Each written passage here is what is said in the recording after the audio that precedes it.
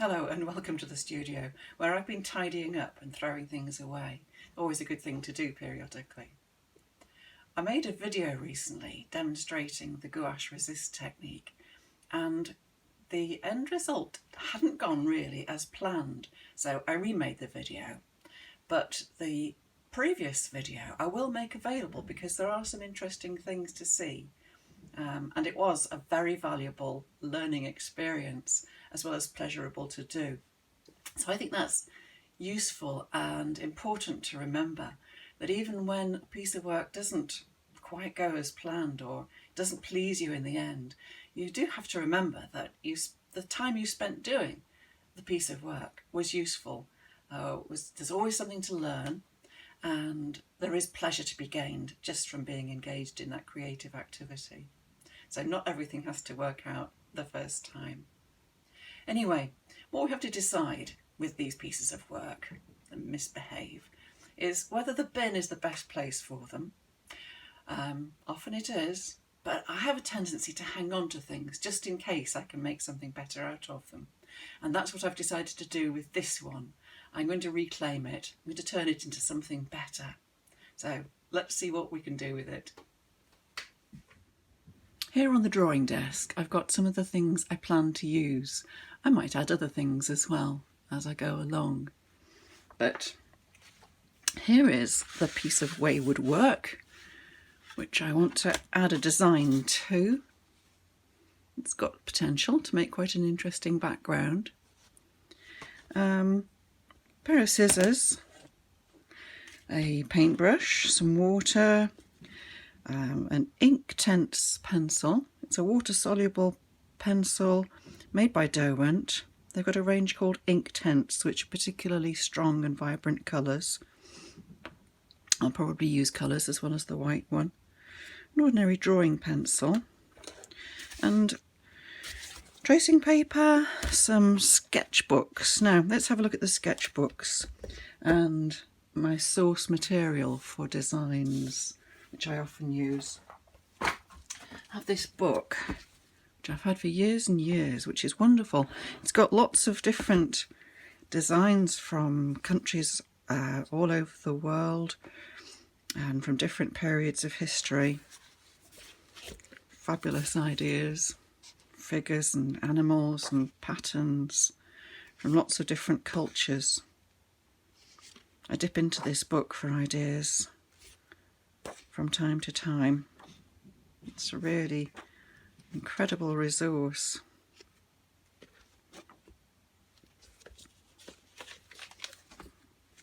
And from it, a few years ago, I made some drawings in a sketchbook,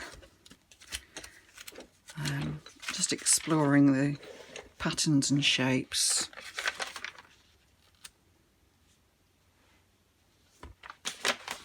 Very useful to have sketchbooks.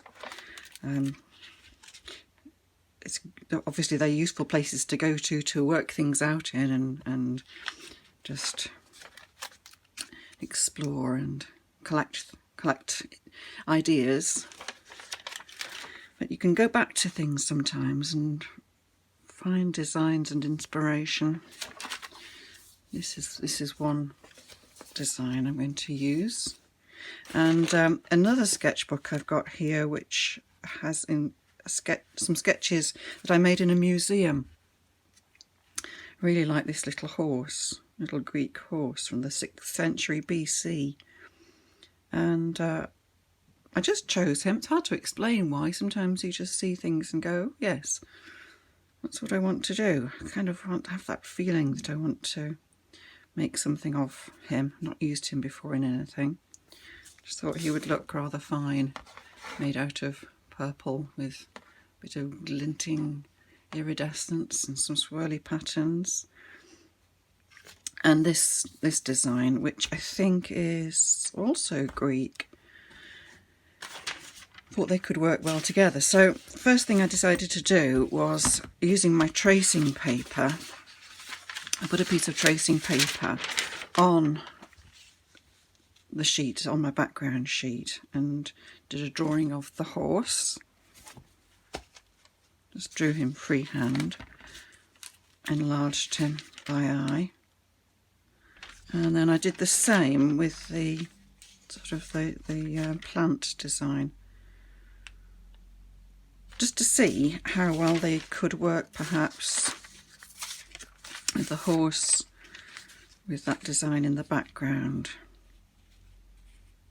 Now, I wasn't really sure that they were an appropriate scale to each other. Felt perhaps the spaces in between and around the horse may not have been the right amount of space to show the pattern. So I took my drawings to the photocopier, changed the size of the horse, reduced the size of the horse, and then I could overlay the pattern and see if that worked a little better. That's quite satisfactory, I think, in a way. Horse is much smaller compared to the pattern. That could work, and then I can reposition it also, and of course I could turn the pattern around and have it going in a different direction, see how that works with the shape of the horse. And I could reduce the shape of the pattern as well and flipped it. Lots of different ways I can try combining those ideas. I don't really know yet what I'll do, and I'm going to use the photocopies and cut them out and make templates of them, and then I can lay the shapes on top of my background and make some kind of decision about how to combine the horse in the background and the leafy pattern.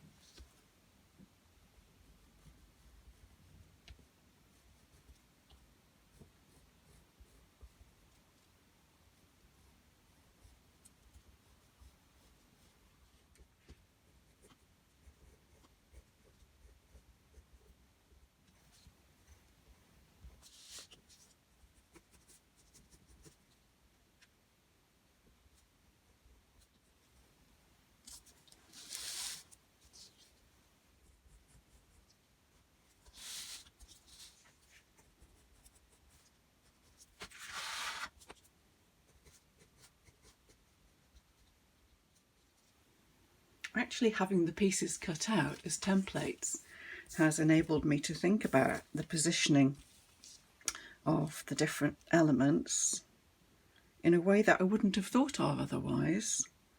That instead of using this whole piece as is, I can use parts of it, or repeat the pattern in different ways to fit in round the horse.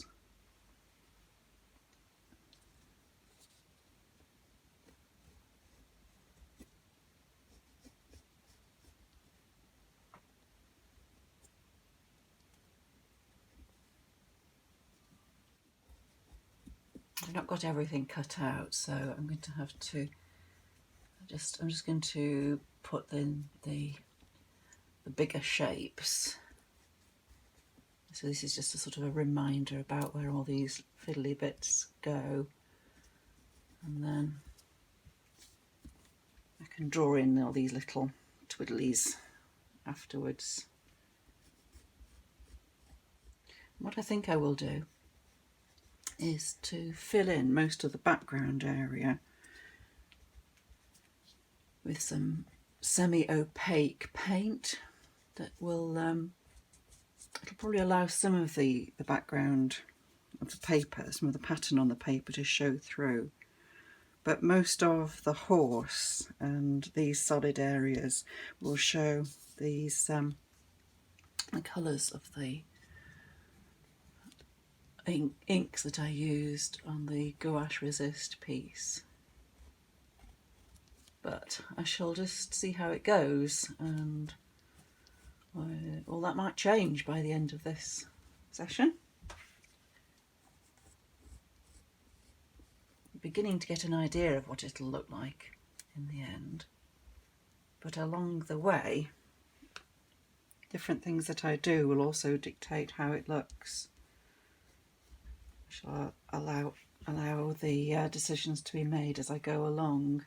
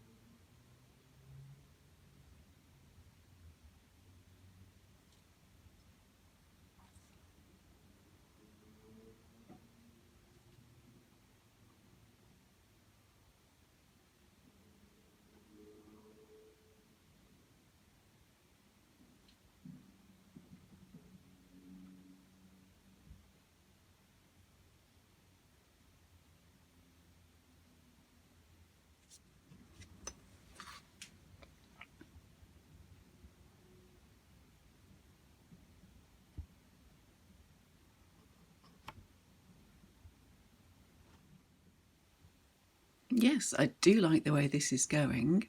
What I've done so far is I've used the white Derwent Inktense pencil to outline all my shapes, and then I've used some white gouache and a wet brush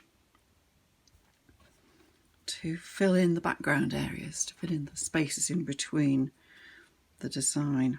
And with the wet brush I can spread the gouache out so that it's thicker in some places and thinner in other places, and that allows some of the background pattern to show through.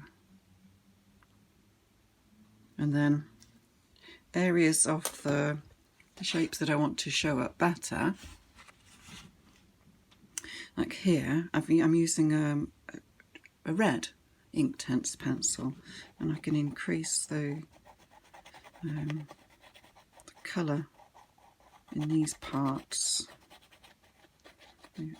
filling in with this red colour, which goes quite well with the other colours that I've used. So I can put it on onto dry paper.